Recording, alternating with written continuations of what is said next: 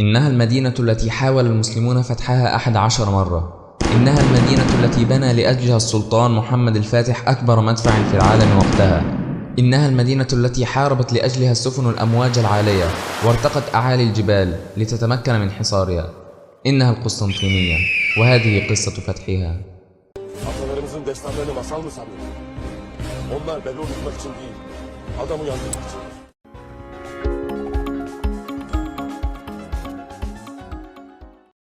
وصل السلطان محمد إلى القسطنطينية في 6 من إبريل، فتوجه إلى القبلة وصلى ركعتين والجيش وراءه، ثم بدأ بتوزيع الجيش على أسوار القسطنطينية، وأرسل إلى الإمبراطور يطالبه بتسليم القسطنطينية، وتعهد له باحترام سكانها وتأمينهم على أرواحهم ومعتقداتهم وممتلكاتهم وكنائسهم. ولكن قسطنطين رفض هذا العرض واستعد للحصار وقام بأسر جميع المسلمين في المدينة. وقبل الدخول في تفاصيل المعركة علينا أن نستعرض قوة الجيشين. كان جيش المسلمين مكون من 100,000 جندي تقريبا، و69 مدفعا و126 سفينة. وفي المقابل كان جيش بيزنطة مكون من 7,000 جندي بيزنطي و500 جندي من جنود الأمير العثماني أورخان. وتم تجنيد 30,000 من سكان المدينة، كما امتلكت بيزنطة 15 مدفعا و26 سفينة. بعد رفض قسطنطين تسليم المدينة، أمر السلطان محمد بالهجوم في 11 من إبريل، فقصفت المدافع الأسوار قصفا شديدا مما أحدث ثغرات في سور المدينة. حاول المسلمون الدخول منها، ولكن كان المدافعون يصدونهم في كل مرة بالسهام والزيت المغلي. كما كان بطء المدفع السلطاني عاملا مساعدا لبيزنطة، فقد كان يطلق 7 طلقات في الصباح وطلقة واحدة في المساء، وذلك لصعوبة تبريده وشحنه. استمر الوضع على ما هو عليه طوال أسبوعين، فقد كان المدافعون يصلحون الأسوار التي تضررت سريعا. وفي يوم 20 من شهر إبريل تصل سفن من جنوة وعلى متنها 700 مقاتل والكثير من المؤن، وتمكنوا في معركة كبيرة من هزيمة الأسطول العثماني، مما أدى لاحتراق العديد من السفن وغرقها. وتمكن جستنياني قائد السفن من دخول القسطنطينية. استقبلت القسطنطينية الأسطول بالاحتفالات وارتفعت الروح المعنوية لهم، وعين جستنياني قائدا عاما للجيش. وفي المقابل غضب السلطان غضبا شديدا وهو يشاهد سفنه تتقهقر أمام سفن جنوة، فقد كان يراقب المعركة، ونزل بجواده إلى البحر حتى بلغت المياه صدره. وبعد الهزيمة البحرية عزل السلطان محمد بلطة أغلو من قيادة الأسطول، وعين مكانه حمزة باشا. كما قام الصدر الأعظم خليل باشا الجندرلي بتحريض الوزراء لإقناع السلطان محمد بفك الحصار والقبول بالجزية، ولكن رفض السلطان هذا الاقتراح وأصر على فتح المدينة. كانت مشكلة القرن الذهبي تؤرق السلطان محمد، فحتى يكتمل الحصار يجب أن تدخل السفن إلى القرن الذهبي. خطرت ببال السلطان فكرة غريبة، وهي جر السفن عن طريق البر خلف مستعمرة بيرا الجنوية. أمر السلطان بتنفيذ الخطة في مساء يوم 21 من إبريل، وأمر بتمهيد الطريق، ووضعت فوقه ألواح من الخشب صبت عليها كمية هائلة من الزيوت والشحوم لتسهيل انزلاق السفن عليها. وفي نفس الوقت أمر السلطان زانوس باشا بقصف أسوار المدينة والأسطول البيزنطي المتواجد في الميناء للتمويه على عملية النقل. تكمن صعوبة العملية في تضاريس المنطقة، فقد كانت عبارة عن هضاب وتلال، كما كانت المسافة التي يجب جر السفن فيها 3 أميال. وأيضا كان الوقت عاملا مهما، فيجب أن يتم إنجاز العملية في ليلة واحدة حتى لا يكتشف المدافعون ما يقوم به المسلمون.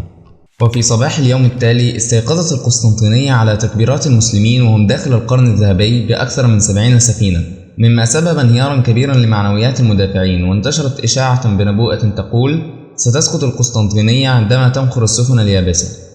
ويمكن ملاحظة الصدمة في قول المؤرخ البيزنطي دوكاس: ما رأينا ولا سمعنا من قبل بمثل هذا الشيء الخارق. محمد الفاتح يحول الأرض إلى بحار، وتعبر سفنه فوق قمم الجبال بدلا من الأمواج. لقد فاق محمد الثاني بهذا العمل الإسكندر الأكبر. أمام هذا الواقع وجد الإمبراطور نفسه مضطرا لسحب قوات من الأسوار الرئيسية لتأمين القرن الذهبي، فقد كانت الأسوار هناك ضعيفة ولا يعتمد عليها، وذلك لاستحالة الدخول للقرن الذهبي. وفي يوم 28 من شهر إبريل أمر السلطان محمد ببناء جسر ضخم لحمل المدافع عليها، وأمر بإمداد السفن الموجودة في القرن الذهبي بالمقاتلين والسلالم لصعود الأسوار. في المقابل أمر قسطنطين بحرق السفن بالنار الإغريقية، ولكنه فشل في ذلك وخسر 150 بحارا بيزنطي، مما جعل السفن البيزنطية تنسحب إلى داخل الميناء. وفي اليوم التالي أمر قسطنطين بإعدام جميع الأسرى المسلمين أمام مرأى الجيش العثماني. وفي 16 من شهر مايو بدأت حرب أنفاق بين المسلمين والروم، فقد قام الجيش العثماني بحفر أنفاق للوصول إلى القسطنطينية، ولكن الروم علموا بالحفر بعد شعورهم باهتزاز في بعض المناطق، فأمر قسطنطين بحفر أنفاق مضادة ومواجهة الحفارين بالنار. فاعتقد المسلمون بوجود سراديب سرية للخروج من القسطنطينية، ولكنهم فوجئوا بنيران الروم تحرقهم، ومات معظم الحفارين حرقا واختناقا. وعلى الرغم من فشل الهجوم إلا أن العثمانيين استمروا بحفر الأنفاق حتى نهاية الحصار. كما قام المسلمون بتجربة سلاح جديد وهو أبراج الحصار، فقد بنوا برجا خشبيا متحركا مغطى بجلود الثور وتقدموا باتجاه أسوار المدينة، ولكن مع تزايد حدة القتال والقذف المستمر بالنيران احترق البرج الخشبي.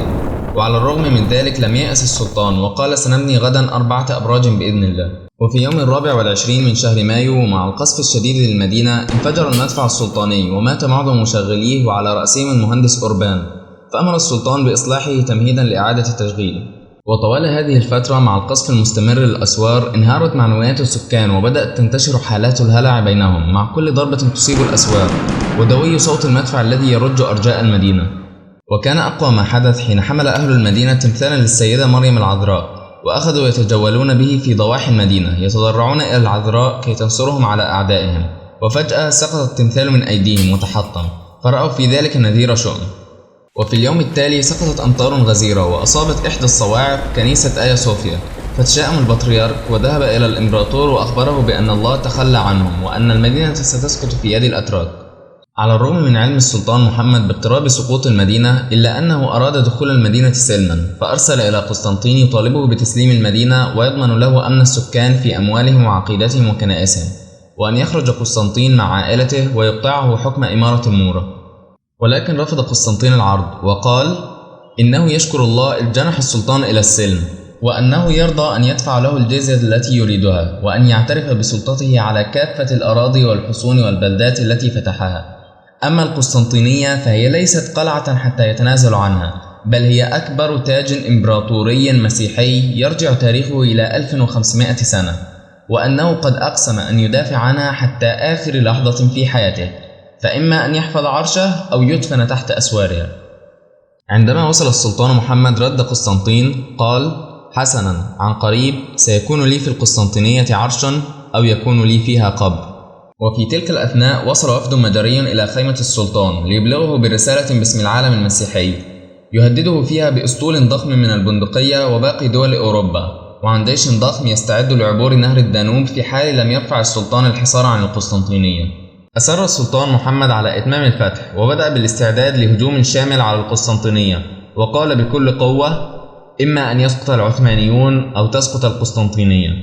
وعلى مدار ال3 أيام التالية صام جميع الجنود تقربا إلى الله، وكان العلماء مبثوثون في صفوف الجيش ليرفعوا هممهم، وظل الجنود يهللون ويكبرون وينشدون الأناشيد الحماسية، والروم يترقبون برعب ما سيحدث. وفي فجر يوم 29 من شهر مايو سنة 1453 الموافق ليوم 20 من شهر جمادى الأولى سنة 857 أمر السلطان محمد الفاتح بهجوم شامل على القسطنطينية، فقصفت المدافع أسوار المدينة فأحدثت ثغرة في السور، فاندفع الجنود العثمانيون لدخول المدينة. وعندما اشتد القتال أرسل السلطان الإنكشارية لتعزيز صفوف المسلمين، وبعد هجوم شديد تمكن 30 جنديا من الإنكشارية من اعتلاء أحد الأبراج، وتمكن أحد الجنود وهو حسن طوبال من رفع الراية العثمانية. استشهد معظم الجنود الذين اعتلوا البرج ومنهم حسن طوبال، ولكن البقية حافظوا على الراية. عندما رأى قسطنطين الراية العثمانية على أحد أبراجه أيقن بانتهاء الأمر، فبدل ملابسه وارتدى ملابس الجنود حتى يموت وهو يدافع عن مدينته. انسحب المدافعون عن الأسوار بعد رؤيتهم للراية العثمانية، وتوجه بعضهم إلى الميناء للهرب، وبدأت أحياء القسطنطينية تسقط واحدة تلو الأخرى، وقتل الإمبراطور أثناء فوضى الانسحاب والتدافع. ولم تأتي ظهيرة ذلك اليوم إلا والسلطان محمد الفاتح داخل مدينة القسطنطينية، ثم توجه إلى كاتدرائية آيا صوفيا حيث تجمع عدد كبير من أهالي القسطنطينية، فأمنهم السلطان على أرواحهم، ثم أمر برفع الأذان داخلها إذانا بتحويلها إلى مسجد. ثم أمر السلطان محمد الفاتح الروم بدفن إمبراطورهم وفق مراسم وفاة أي إمبراطور بيزنطي. وعلى الرغم من أن قانون الحرب يتيح له التصرف في جميع الكنائس إلا أنه أبقى على نصفها، فيما حول النصف الآخر إلى مساجد ومعابد يهودية وكنائس لبعض الطوائف الأخرى غير الأرثوذكسية.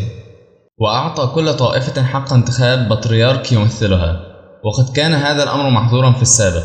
كما أرسل السلطان محمد الفاتح إلى العواصم الإسلامية يبشرهم بالنصر، فأمر السلطان المملوكي إينال بتزيين القاهرة وعمت الاحتفالات فيها أياما.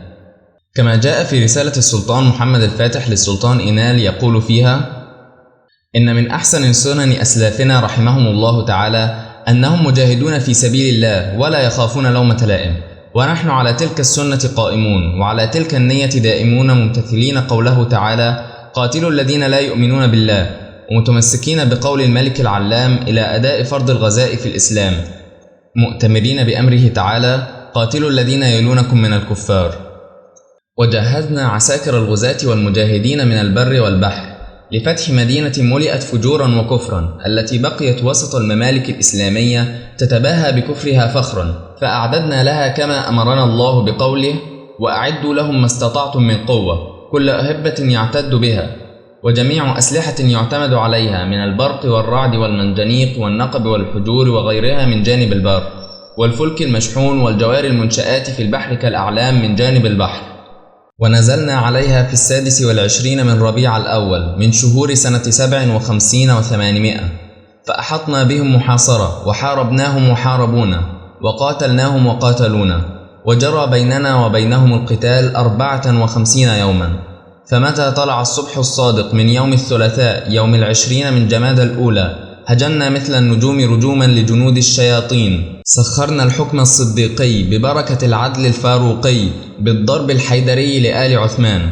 وقد من الله بالفتح قبل أن تظهر الشمس من مشرقها، سيهزم الجمع ويولون الدبر، بل الساعة موعدهم والساعة أدهى وأمر. وأول من قتل تكفرهم اللعين الكنود، فأهلكوا كقوم عاد وثمود، فأتى عليهم حين من الدهر لم يكن شيئا مذكورا، وقطع دابر القوم الذين ظلموا، والحمد لله رب العالمين. فيومئذ يفرح المؤمنون بنصر الله. فلما ظهرنا على هؤلاء الأرجاس الأنجاس الحلوس، طهرنا القوس من القسوس، وأخرجنا منه الصليب والناقوس، وصيرنا معابد عبدة الأصنام مساجد أهل الإسلام، وتشرفت تلك الخطة بشرف السكة والخطبة، فوقع أمر الله وبطل ما كانوا يعملون.